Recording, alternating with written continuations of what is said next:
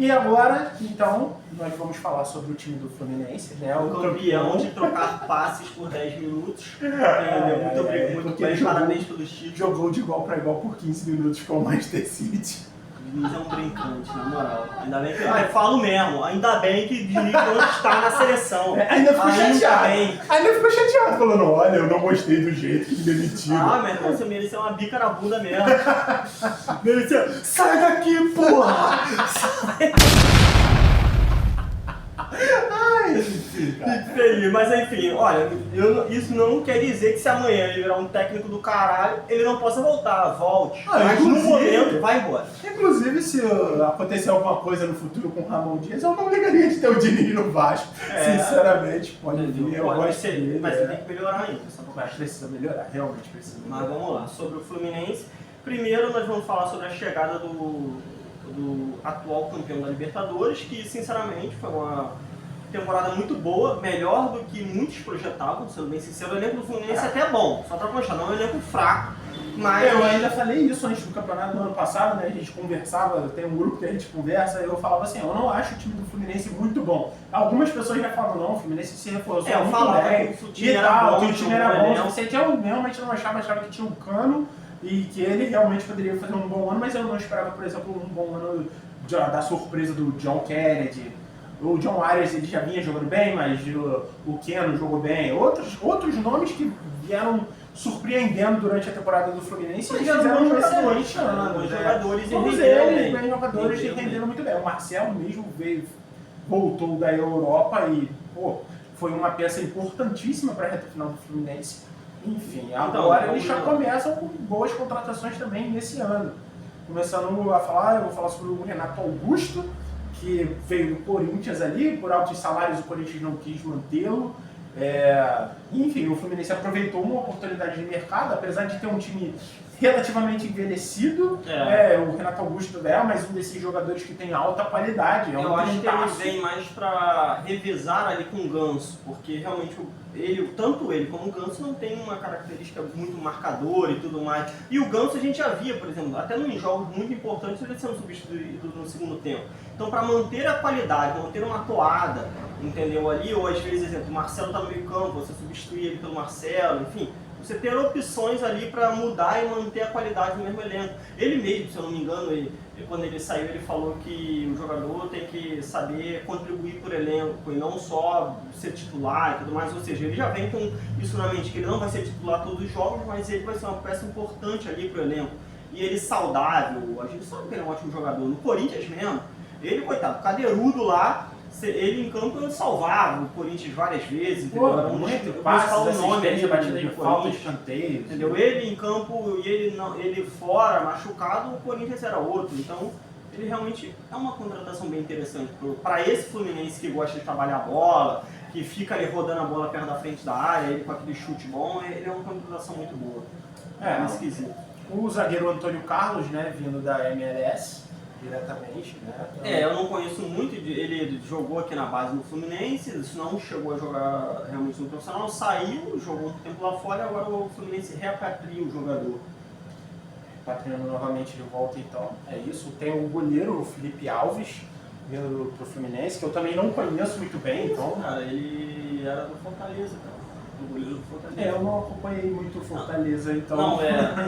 Eu não vi, tipo assim, com sequência de partidas, né? Ele é um bom goleiro, então é isso. Então é uma contratação boa, né? Eles devem estar pensando em renovação, porque o Fábio é muito bom, mas convenhamos, né? O Fábio já tá com seus daqui a pouco tá na hora. Daqui a pouco ele tá de muleta dentro de campo, então realmente, pelo que você falou... Para opções ali, ele é um bom goleiro. É um bom goleiro, uma opção ali de renovação. Entendeu? Pro elenco, né? Ele pode vir a se tornar então um goleiro realmente, né? Que vai ser o titular depois da possível aposentadoria do Fábio, porque ele é um Highlander, esse maluco não acaba nunca. É impressionante. Enfim, aí vamos falar agora sobre as saídas do Fluminense, né? O Eric Nunes tá saindo. Eric Nunes aí vem aqui pra mim. Entendeu? Quem é esse rapaz que eu não conheço? Eu vou pular aqui os desconhecidos, vocês procuram o Nino. Pra quem importa, o Nino, obviamente, é uma saída de peso.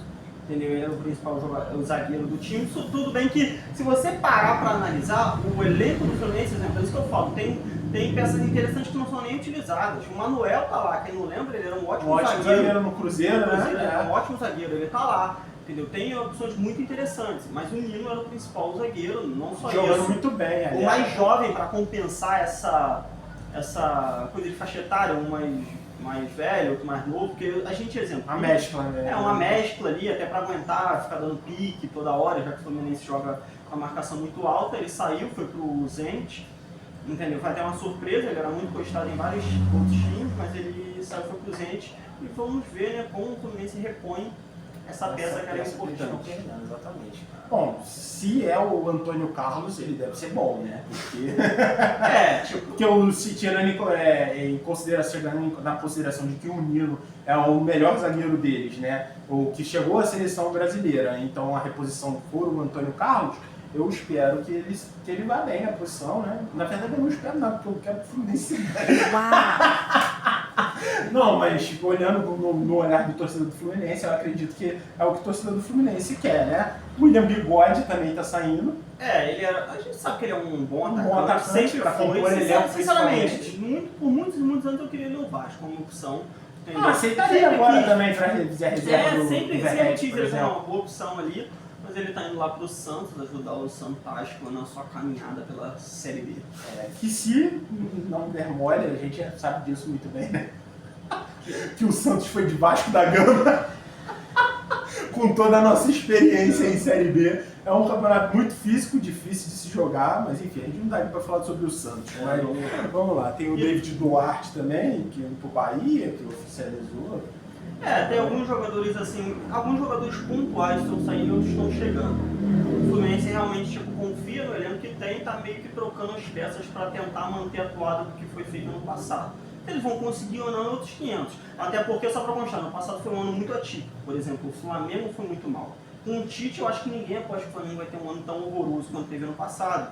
O Atlético Mineiro, por exemplo, ele passou boa parte do ano amargando. Agora no final ele disputou ali brevemente o título. Mas o ano foi uma desgraça. Foi um ano completo uma desgraça. O Kudê era o técnico deles. Entendeu? E foi muito mal. Muito mal. Foi impressionante.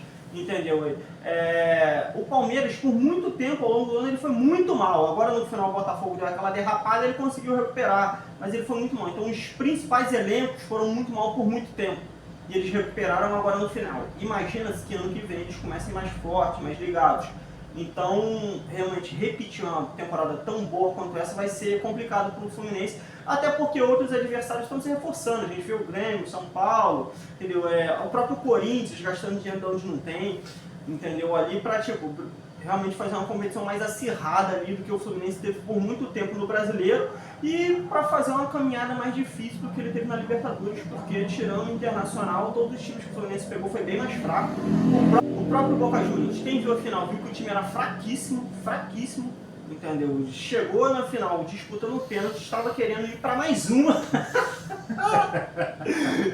Encheu o Cavani, era isso. Era fraquíssimo. Estacaram uma bola lá no Cavani e esperavam fazer o gol.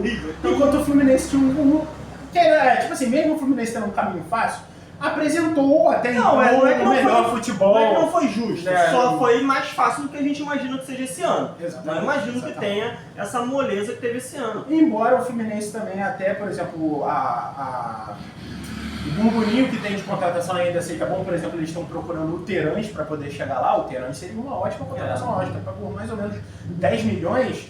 E eles estão querendo o Terãs. Os Terãs seria uma ótima opção para o elenco do Fluminense, que já é um elenco, ou seja, formado, pronto, já joga 2 anos juntos, com o mesmo técnico, que é um bom técnico. Eles tendem a fazer uma boa temporada, só que agora eles imaginam que vai ser mais difícil, vai ser provavelmente na parte de cima da tabela, provavelmente vai ser um campeonato mais competitivo. Ano passado, o Campeonato Brasileiro foi muito troca de pontos. Isso, de cima para baixo. Tanto é que o rebaixamento foi decidido com faltando 20 minutos para acabar o Campeonato Brasileiro. Ficou ali Santos, Vasco e Bahia trocando pancada ali para ver quem ficava com aquela última vaga ali do rebaixamento. Esse ano a gente já espera que seja menos disputado nesse sentido, mas que a parte de cima, principalmente da tabela, como a gente está falando, entre os times que já estão se reforçando muito bem, por exemplo, o Atlético Mineiro pegou os carros. Então a gente espera que sejam times mais mais prontos aí, e disputados. e que ofereçam mais dificuldades a esses times que foram, exemplo, medianos por muito tempo. Apresentaram um bom futebol, mas que tipo, aproveitaram também o fato de que quem poderia fazer mais não fez. Por exemplo, o Bragantino chegou a ficar em segundo lugar do Campeonato Brasileiro. Entendeu? Nós tivemos, isso que eu tô falando, por muito tempo. O Fortaleza fez a primeira G4, Campeonato G4, e vários outros. Então eu imagino que esse ano vai ser bem mais disputado. Enfim. E quem deve sair também, a gente não pode esquecer de falar do André, né, que foi muito bem, inclusive quando jogou na seleção, foi utilizado pelo Diniz, né? É uma possível saída ou agora ou no meio do ano. Entendeu? Eu acho muito, o Fluminense segurou ele na janela do ano passado, mas eu acho muito improvável que segure por mais um ano. Porque ele realmente é um bom volante, ávido, joga na zaga, vários clubes vão tentar ele agora, e se não conseguirem, vão tentar para repor o elenco para a próxima janela no meio do ano. Enfim, esse é o que a gente tinha para falar do Fluminense. Tamo junto.